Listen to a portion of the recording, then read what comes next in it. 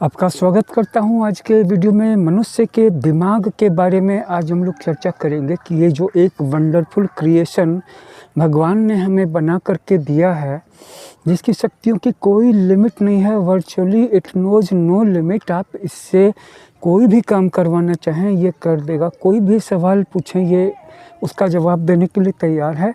समस्याएं कोई भी हो उनका हल खोज करके दे देगा आपको। बिल्कुल समस्याओं की परत दर परत खोल देगा।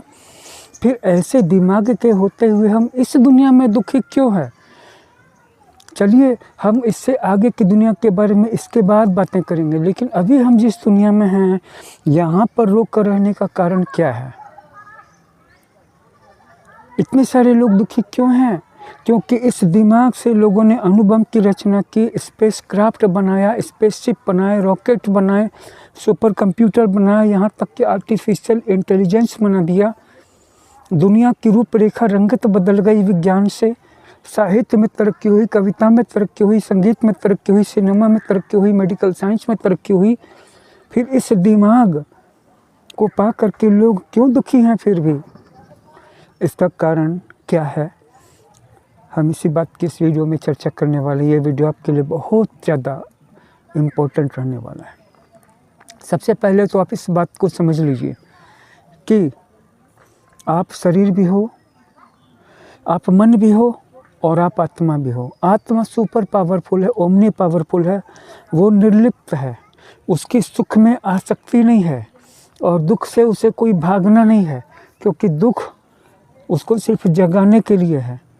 वो दुख का भी उपयोग कर लेती है और सुख पाने के लिए उसके अंदर में कोई भागदौड़, लालसा, तरस है ही नहीं।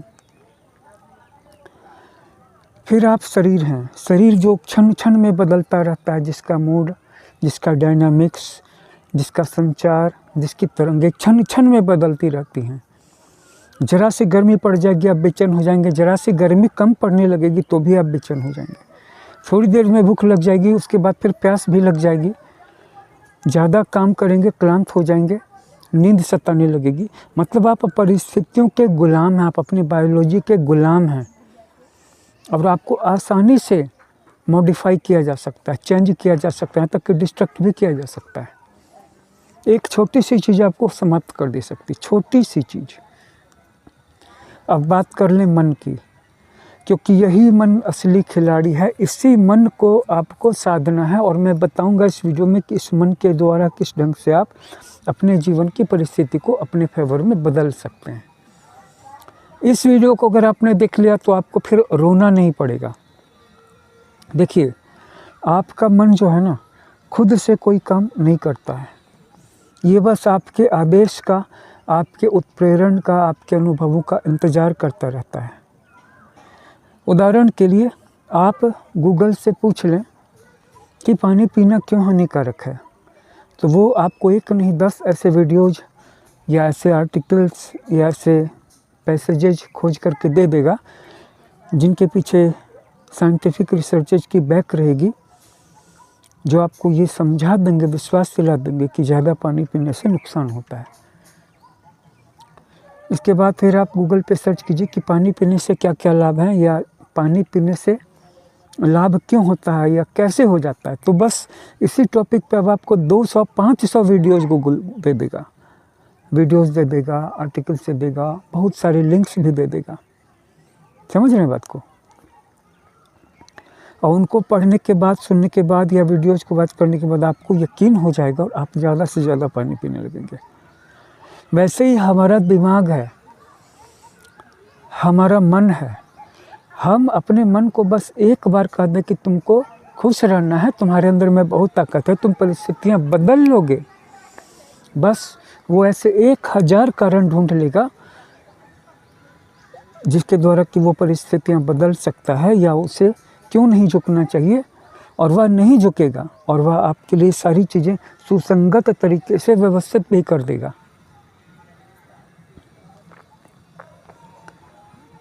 बस आपको एक बार खड़ा हो जाना है अपने फेवर में। अब आप कहेंगे मैं कौन हूँ? आप मन, आत्मा और शरीर का समुच्चय है जो एक जीवन के रूप में ढल रहा है। हर समय आपके अंदर से जीवन निकल रहा है, मतलब आपकी पुरानी कोशिकाएं मर रही हैं लेकिन नई कोशिकाएं बन रही हैं। आपकी पुरानी जनरेशन्स मर रही हैं लेकिन आपकी नई जनरेशन्स पैदा हो रही हैं। आप जीवन हैं, इसी जीवन को उस मन को कहना है। अब आप कहेंगे कि कौन सा जीवन में हूँ, आत्मा वाले जीवन हूँ या मन वाला हूँ या शरीर वाला हूँ। ना तो आत्मा वाले ही हैं, ना मन वाले हैं, ना शरीर वाले हैं, बल्कि इन तीनों के मिलने से ही जीवन बनता है, वही आप हैं। अब आप कहेंगे कि ये तो बड़े दुख की बात है कि ये जीवन तो सीमित होता है। नहीं, सीमित नहीं होता है, ये जीवन सीमित नहीं होता है, जीवन अनंत होता है। आप कहेंगे कि कैसी बातें कर रहे हैं, शरीर मर जाता है। शरीर मर जाता है, थोड़ी देर के लिए इसके प्राण निकल करके ताखे में यानी अलमारी में, जैसे बैंक में लॉकर होता है ना, डिजी लॉकर होता है ना डॉक्यूमेंट्स के लिए, वैसे ही रखा जाता है। फिर जब नया शरीर तैयार हो जाता है ना, तो वो वहाँ से मेमोरी और वो सारी चीज़ें जीव शरीर निकल करके नए शरीर में आ जाते हैं। तो कहाँ ख़त्म हुआ जीवन। आप कहते हैं बड़ा रोना पड़ता है, मैं इस जीवन को छोड़ना नहीं चाहते। ये तो सिर्फ मोह है। श्रीमद् भगवद गीता में कहा गया कि ये मोह है। हमें मोह का त्याग कर देना चाहिए, जैसे काम का त्याग कर देना चाहिए, लोभ का त्याग कर देना चाहिए, मोह का भी त्याग कर देना चाहिए, क्रोध का भी त्याग कर देना चाहिए, मद का भी त्याग कर देना चाहिए, ईर्ष्या का भी त्याग कर देना चाहिए। और भगवान महावीर ने भी कहा कि किसी भी चीज़ के प्रति राग और द्वेष से, इन दोनों की भावना से मुक्त होकर के बस उनको ऑब्जर्व करो। भगवान बुद्ध ने भी कहा कि बस देखो, जो जैसा घट रहा है, अपनी जजमेंट मत दो, अपनी प्रतिक्रिया मत दो। भगवान श्री कृष्ण ने भी कहा कि हमें जय पराजय, लाभ हानि और मान और अपमान के द्वंद्व से बेअसर हो जाना चाहिए। इतने सारे लोग एक ही बात को कह रहे हैं, समझ रहे हैं बात को। इतने सारे लोग बात एक ही कर रहे हैं, क्योंकि जब तक आप इस लेवल पे नहीं आएंगे तब तक आप चीज़ों को उनके वास्तविक स्वरूप में समझ ही नहीं पाएंगे। उनकी जो रियलिटी है, उनकी जो असलियत है या जो सच्चाई है, अस्तित्व की सच्चाई कह लो, जीवन की सच्चाई कह लो, आत्मा की सच्चाई कह लो, बात फिर भी तो एक ही है ना। बात फिर ये आ जाती है हम पर कि अगर हम ही नहीं होते तो कौन ये सब सवाल पूछता। तो हो गए ना हम सबसे ज़्यादा इम्पोर्टेंट। और हम हैं कौन? हम हैं जीवन। आप कहेंगे कि ये जीवन अगर है तो शाश्वत क्यों नहीं है? तुम ये कैसे समझ रहे हो कि शाश्वत नहीं? अभी जो तुम्हें जीवन मिला वो कहाँ से मिला? तुमने कभी किसी जन्म में जीवन छोड़ा होगा, तब तो उसके बाद तुम्हें फिर से जीवन मिला। पिछले किसी जन्म में तुमने बच्चे पैदा किए होंगे, वो बड़े हुए होंगे, उनके बच्चे हुए, फिर उनके बच्चे हुए। इसी कड़ी में कहीं ना कहीं तुम्हारा भी जन्म हुआ। तुम एंड को देखते हो, बिगनिंग को नहीं देखते हो कि बिगनिंग में तुम सेफ हो, फिर से तुम सेफ हो। अब कहते हो नहीं नहीं, ये शरीर ही रह जाता, यही अमर हो जाता, या बुढ़ापा नहीं आता, जवानी हमेशा बनी रह जाती। ये गलत हो जाता, क्योंकि जिनका जीवन अमर हो गया, उनका जीवन नरक हो गया, बदतर हो गया है। वो मृत्यु की भीख मांगते हैं कि मुझे मृत्यु आ जाए, लेकिन अब जब अमरत्व मिल गया तो वो मर भी नहीं सकते, भटक रहे हैं। और तुम अमर होकर के समाज में रह नहीं सकते हो कि तुम्हारे साथ के लोग, तुम्हारे भाई बहन, पत्नी पति, सब जो भी लोग हैं, रिश्तेदार, सब बूढ़े होकर के मर जाएंगे, तुम जवान ही रहोगे और समाज तुमको रह जाने दे देगा। वहाँ पे समाज तुमको वहाँ पे मार के काट करके भगा देगा, तुमसे डर जाएगा, तुमको कहेगा कि तुम भूत हो कि प्रेत हो कि देवता हो कि यक्ष हो, कौन हो तुम। अगर तुम अमर हो जाओगे तो तुमको हिमालय की कंदरा में या जंगल में छिप करके रहना पड़ेगा। अपनी अमरता को तुम किसको दिखाओगे, किसको साबित करोगे अपनी अमरता को? कौन तुमको झेल पाएगा, कौन बर्दाश्त कर पाएगा? समाज में तो नहीं रह पाओगे। और जो तुम अमर होना चाह रहे हो, ये कोई वास्तविक अमरता को पाने की इच्छा भी नहीं है। ये अमरता तो सिर्फ इसलिए है ताकि मेरा शरीर जवान रहे, इंद्रियों की शक्तियाँ बनी रहे, तो ये जो पृथ्वी पर भोग है जीवन में, ये मुझे हमेशा मिलते रहें। ये हमेशा का जो चक्कर है ना, बहुत बेकार चक्कर है, बहुत बेकार चीज़ है। जीवन भी खूबसूरत है, मृत्यु भी बहुत ज़्यादा खूबसूरत है। जन्म, जीवन और मृत्यु, ये सब खूबसूरत हैं। और मृत्यु के बाद या जन्म से पहले का जो टाइम है, जिसे बौद्ध धर्म में बार्डो कहा गया है, बार्डो स्टेट, यानी लाइफ आफ्टर लाइफ, वो स्टेट जो है वो भी बहुत खूबसूरत है। जीवन तो बना ही रह जाता है, तुम्हारी सिर्फ यादें मिट जाती हैं, तुम तो वही रहते हो, फिर से वही मन आ जाता है, फिर से वही आत्मा जाती है। बल्कि अब तो लेवल अपग्रेड भी हो जाता है। रेडमी नोट 13 प्रो था, अब तो रेडमी नोट 14 प्रो आ जाता है, इसके बाद Redmi Note 15 Pro Plus Ultra आ जाता है। ऐसे ही जब अगला जन्म तुम्हारा होगा तो तुम पुराने वर्जन से अपग्रेडेड हो जाओगे, अच्छी बात है ना। हाँ, मोह नहीं छूटता। कुछ लोग कहते हैं मैं कैसे छोड़ दूँ, छोड़ना क्या है, छूट ही जाएगा। तुम नहीं भी छोड़ना चाहोगे तो छूट ही रहा है, हर पल छूट रहा है, हर पल तुम बूढ़े हो रहे हो। अब कहोगे ये कैसी बात हो गई, बोले ये कैसी बात है, इसे समझ लो। तुम किसी होटल में जाते हो, तुमको प्लेट में खाना परोसा जाता है, उस प्लेट में 1-2 दाने छूट जाते हैं चावल के, फिर वो प्लेट ले जाने लगता है बेटा, तुम क्या कहते हो कि नहीं मुझे इस प्लेट से मोह हो गया है,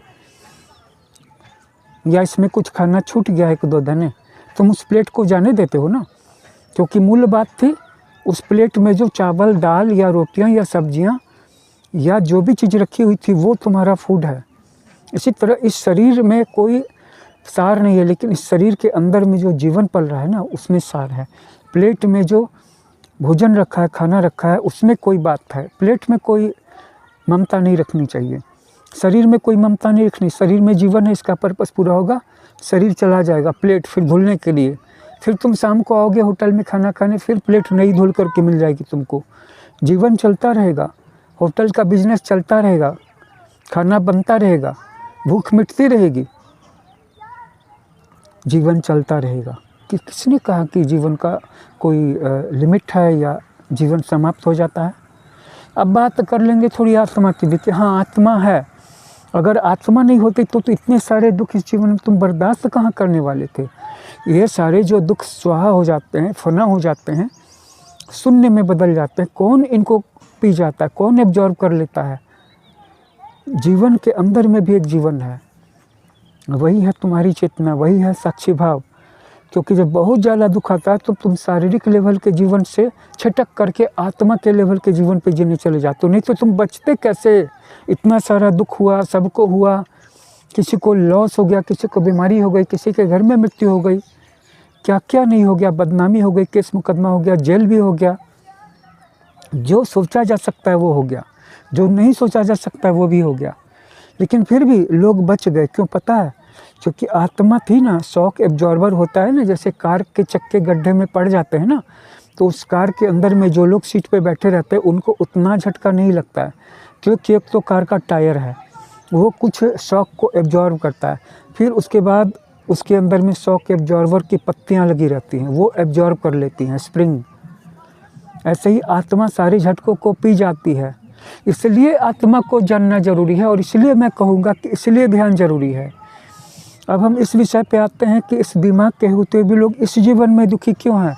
इस जीवन के बाद जो जीवन है, जो अगला जन्म है, या इस जीवन के मतलब शरीर के समाप्त होने के बाद आत्मा का जो जीवन है परलोक में, जैसे भूवरलोक में, स्वर्गलोक में, महरलोक में, ब्रह्मलोक में, वैकुंठ लोक में, हम सब पे बात करेंगे एक एक करके।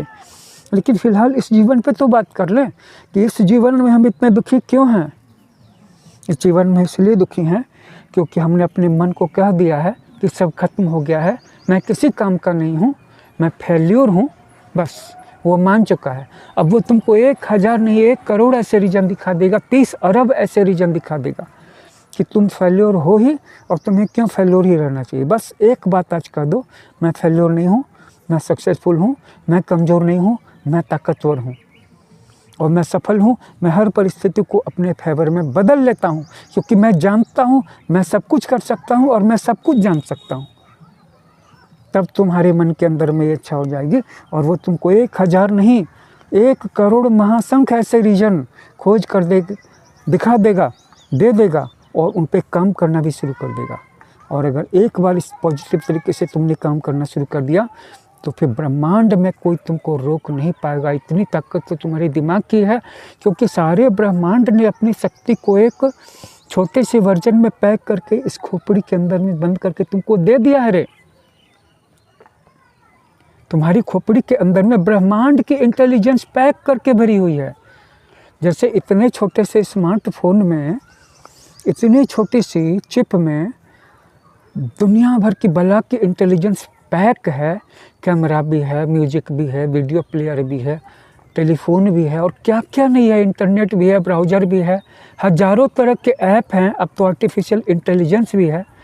मतलब इंसान पागल हो जाए, इतना ज़्यादा इंटेलिजेंस तो सिर्फ उसके पॉकेट में रखे हुए फ़ोन में है, लेकिन इंसान उससे हज़ारों करोड़ों लाखों अरबों खरबों महासंखों गुना जो ये वाला चिप है इसके रहते हुए भी रोए, ये तो उससे भी ज़्यादा पागल हो जाने की बात है।